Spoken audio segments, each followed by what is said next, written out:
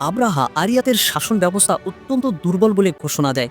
কৌশলে রাজ্যের সকল সৈন্যকে নিজের আয়ত্তে করে নেয় এবং আরিয়াতের বিরুদ্ধে বিদ্রোহ ঘোষণা করে, যে কারণে উভয়ের সেনাবাহিনীতে ব্যাপক বিশৃঙ্খলা সৃষ্টি হয়। আর এই সেনাবাহিনীতে বিশৃঙ্খলা এড়াতে আব্রাহা আরিয়াতকে একক দ্বন্দ্বের প্রস্তাব দেয়। এটা ছিল মূলত তার কৌশল।